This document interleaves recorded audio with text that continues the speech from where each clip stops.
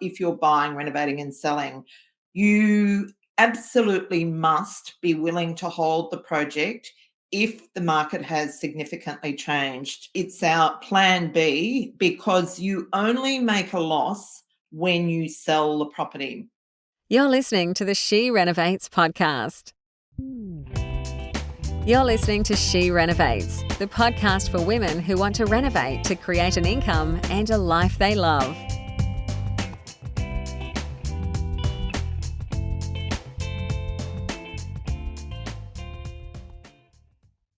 Hello, everyone, and that time of the week again, it's Thursday, and today I'm going to be talking about interest rates. So I know if you listen to the media, it's quite devastating, but like most things, it depends how you look at it. And so what I wanted to do was to bring some perspective to this and some tips on how you can continue on, but doing so responsibly. It's actually like I've been thinking about, because it's been so long since we had an interest rate rise, I was sort of thinking when interest rates started to go up, it would be like everything would just stop, in terms of the market because, it's such a shock after not having had an interest rate rise for so long. So I've actually been really surprised how little impact it's had so far. So especially given that we've got, because of the war in Ukraine, we've got, such an increase in petrol, in food, in lettuces. So personally, I've been really surprised. But what I wanted to do firstly is to actually look back a few years to the history of interest rates, let's say for the last 40 or 50 years. So I thought it would be a good place to start to look at the history of interest rates. And you can see here, this goes back to 1970. So it goes back 50 years. Actually, I've chopped off the last little bit of it. Anyhow, it goes back to 50 years.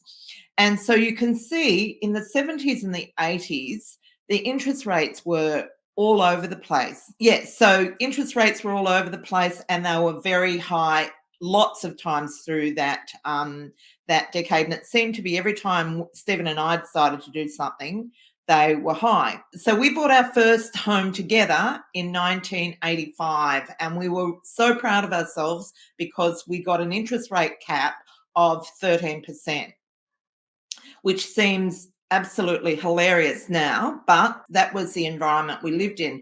We also did a project not that long after that, probably a year or two after that. So it was a small development and it went not totally pear-shaped, but it did go pear-shaped because the interest rates went up again and the market dropped and we couldn't get our price for them. Now, I've told this story before, how I thought we had to sell them, and in hindsight, that was the most ridiculous thing to do. You can actually make a loss, but we really didn't make money. But then what I know now, then that would have been the last thing I would have done. But anyhow, you learn, and thankfully I've had at least 2 occasions to test that theory again. And so, yes, I did get it wrong back then, but yeah, I got a lot of learning out of that and it has put us in good stead moving forward. Now, I feel certain that the market is going to really cool off. I don't really know. Nobody really knows. And to be honest with you, these days, I don't think there's anyone that does know. But I've certainly noticed that prices haven't dropped, but they have cooled, and often properties are getting a decent price, but they're having to work, the agents are having to work much harder, which I don't think is such a bad thing. We were looking at a property in Newtown. I was looking at a warehouse conversion and it was pretty raw. And the reason I was interested in it is because I felt that it had a lot of profit in it. And it had 110 square metre one room. The whole thing was 300 square metres, but the main kitchen living room was 110 square metres. So there was lots of opportunities to add value there. and the guide was 1.6 million. There was a renovated property slightly renovated, wasn't fully renovated, but the floors were polished and, a few things like that. So it looked quite finished as opposed to one we were looking at's quite raw. And that sold for just over 2 million. So I was thinking I probably need to budget around 2 million, even though the guide is 1.6. And it went way over that. So it went for 2.2 million. So in some areas, the market has cooled, but not everywhere. So needless to say, I'd already decided it wasn't an option because of the fact that the property needed to be held for quite a length of time to get the common areas up to scratch and so on. But even at 2.2 million, I believe that there was still lots of profit in that. Anyhow, so we want to talk about how you continue to function as a renovator, even with the rising interest rates and the the potential drop in market prices. And the first thing I want to say is I don't think our mode of operating is that much different to how we operate usually. As if you're planning to flip, you need to have really robust risk management strategies because this is what the market does. It goes up and down. It's just that we know that there's a significant factor that is going to cause it to cool off, that we're actually even talking about it. So I mentioned that, I've had a few opportunities to test my strategies since that episode in the mid-80s. And one of them was after the Royal Commission. So that was in 2019, I think. And so at the time, we had 3 projects on the go, and they all were really ready to go to market pretty much when, at the time of the property prices going down, and property prices went down in a matter of months, like severely plummeted in a matter of months, particularly in Sydney. So we had 2 projects in Sydney. One was one that we did with David, our son, Avocado Smash, and the other one was a flip that I did with some Wonder Women. And they were both ready to go to sell had we taken them to market. One of them we did actually take to market to test the market, and we would have barely covered our purchase price. So that's how much that impacted the Royal Commission. So I think we paid about 1.2 million for it. And when we went to market after we'd renovated, because the prices had nosedived, we could have got about 1.2 million. So that was really not going to work. And so with Bondi, we just decided we're not even going to go to market. We're going to hold on to it, which is number one risk management strategy.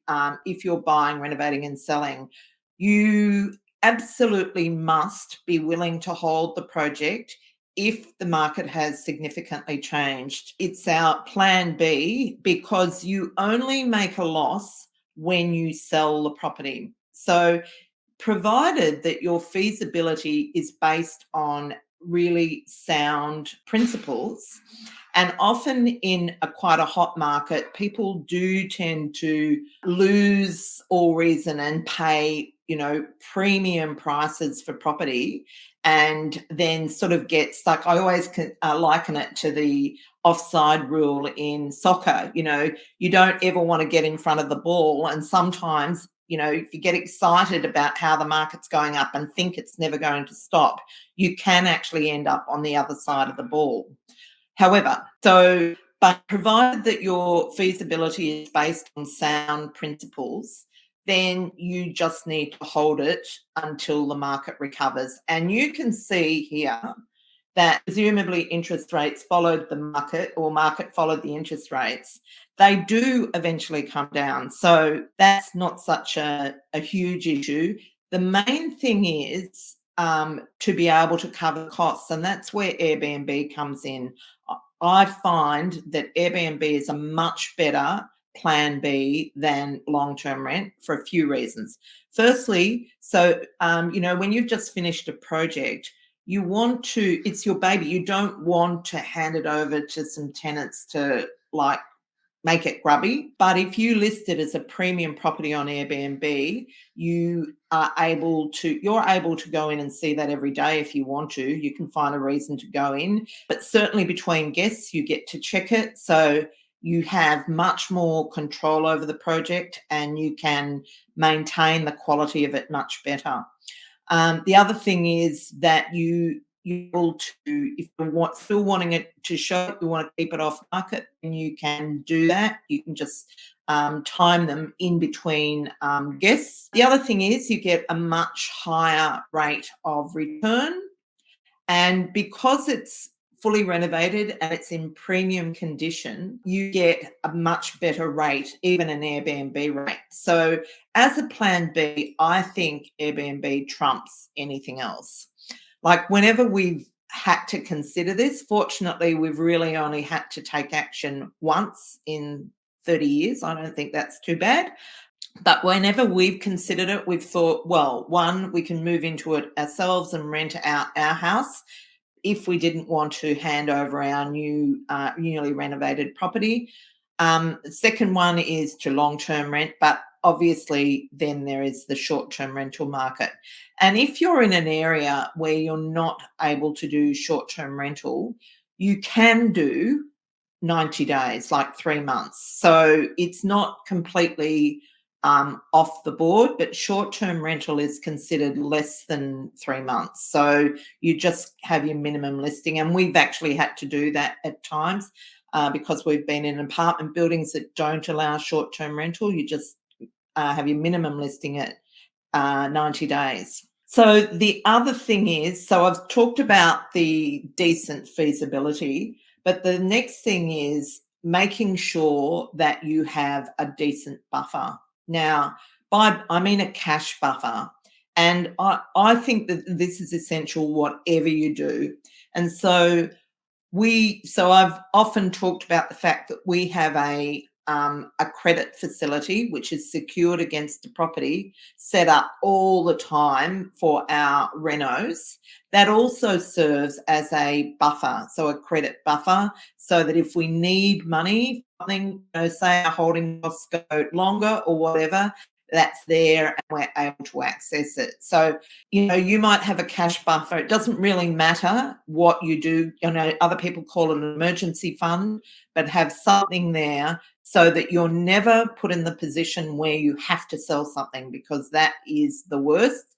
And you lose complete control if that becomes the case. So making sure that you've got that is essential. So the other thing I wanted to mention is that when you are renovating to sell, if you can style it, if you can own the styling furniture, that gives you more flexibility in terms of deriving an income from it through short-term rental. Like you can't rent it on short-term rental with the styling company's furniture. So if you're able to buy your own furniture, which we often do, then that just gives you a whole lot more flexibility and it gives you a plan B. And certainly a lot of our renovators, our women, have done that. I know Mary Newland, often they've made more off Airbnb than they've made in profit in the project. Then the next thing I want to talk about is strategy. So I guess it begs the question, if the prices are cooling off, do you continue to buy, renovate and sell? Or, and so I would say that's a lot about your level of experience and also your risk appetite. Anyone going into this strategy has to be aware that it's higher on the risk in profile. And so what you might want to think about doing if you don't have the appetite for it is to go into a strategy that has less risk in terms of market risk. Okay, so there's all sorts of risks that relate to property, but what we're talking about at the moment is market risk. And so we're settling on the project that we bought with our third daughter and her husband in Echuca on next Monday. And the thing I think about that is, so that's a micro development strategy. It's where we've bought a house and we will renovate and sell the house off and then hold the land and build to hold. So we'll end up with 2 investment properties. But because we are we're going to be producing 3 properties out of 1. We're basically spreading the risk over 3 properties. So it's in effect, it's a type of risk management strategy. Of course, because we're talking about subdivision, it does bring in other risks, but they're risks that we know that we can manage. And so, I think that that's quite a good way of moving forward for us in this scenario. So it really is around, how do you feel about it yourself? And if you're not okay with it, then find another strategy that you can employ until, things stabilise, and then you can go back to that. And, obviously, if you're renovating for cash flow, you're going to want to switch to another cash flow strategy, but one that's lower risk so that you're able to keep your income up. The other thing I want to talk about is mindset. So, it's like, I was saying at the beginning of this session that, when we bought our first home, we thought getting a 13% interest rate was amazing and we were so happy with it. Now we're looking at, 7% interest rates, and it's like devastating. So it is all about perspective. And the other thing about something, a situation like this happening, is you want to be looking for the opportunities, because there will be a lot of people in the market that are driven by fear. And what that means is there's opportunities for you. So to get properties that you might not be able to get otherwise, to get them at a good price. And so really keeping your eyes and ears open, especially for properties that aren't being well marketed. Like, we always laugh about the fact that we follow around bad agents because we know where the bargains are. That's where the bargains are. So, don't throw the baby out with the bathwater, I think, is the message around that. So really think about what opportunities you can take advantage of in this market. Okay, so I think I've covered off all my points. While I'm here, any tips on storing home? Thank you for that. Any tips on storing furniture when not in use? Okay, so basically what I do is sell the big pieces of furniture and just keep a stock of things like artwork. So usually if you sell the furniture, you can recover a reasonable amount of we generally, for things that we buy new, we sell them for 70% of what we paid for them. And then just keep a stock of artwork and the nicky-nacky stuff that you need to, have a lot of, because that's not that hard to store. And so that's how I would manage that. The other thing you can do is use like student rental for basic stuff like beds and sofas and that sort of thing. Sometimes they're not that exciting. So, you have to do well to get something that's really good that you can use in your styling. But yeah, well, that's about it for me for today. So on that note, I'm going to bid you goodbye. So thank you. If you want to meet up with a group of savvy renovating, I shouldn't say it's all women because it's not, savvy renovators, I'll say, come over and join She Renovates. It's completely free Facebook group and it is growing at the rate of knots. We hit 1,000 members just recently and now it seems to have picked up momentum. And so they are all savvy renovating women and men that are working their little hearts out to live a better life through renovating. Join if you're not already a member, and then ask, comment, and do whatever you would like to do in order to further your renovation journey. And that's it for me today, so I'll see you next week. This is the She Renovates podcast.